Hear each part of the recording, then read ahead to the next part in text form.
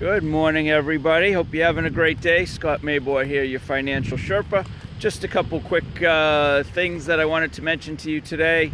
My last video talked about a guy who had called me up to thank me for showing him that he could save some money by going on Medicare rather than staying on his wife's employer plan. So she's going to switch to an individual plan and he's going to go on Medicare.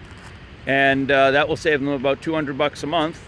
And I'm meeting with them tomorrow to show them a way to save another $176 a month.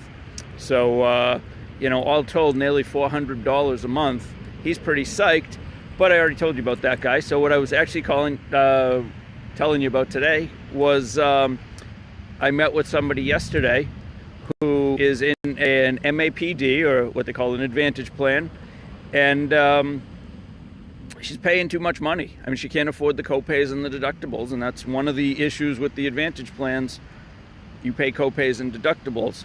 But in her case, she told me when she set the appointment, I just want to sign up for a SUP, just a flat monthly fee, no deductibles. And then she saw how much a monthly fee was for a SUP and said, I can't afford that. So what I'm doing now is doing a little research and seeing what we can find for MAPD plans or Part Cs that will save her some money that she's currently paying, but still not give her that fixed monthly payment she can't afford. So that was one thing I wanted to talk about. The other thing I wanted to talk about is, I guess, false information. I had a woman I sat down with doing some retirement planning, and I use strictly non-market-based plans, and she did some research after we left. She was very excited. I showed her how she would have, an estimate of this much money in retirement, and she called me up and said, well, I did some research, I spoke to some people, my brother-in-law, whoever, and he said you can lose money in these plans. Absolutely not true. Unless the insurance company fails, and even then there are protections in place for policyholders, you can't lose money. The money is not in the stock market. Her other concern was that, well, what if these aren't guaranteed numbers? And I said, absolutely not. We talked about that.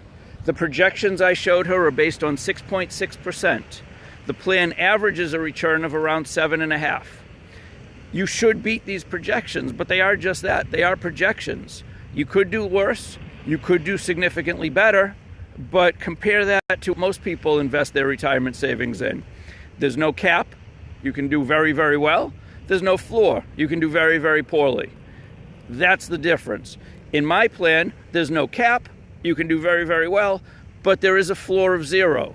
So while you may not do spectacularly if you did 0, you can't lose money.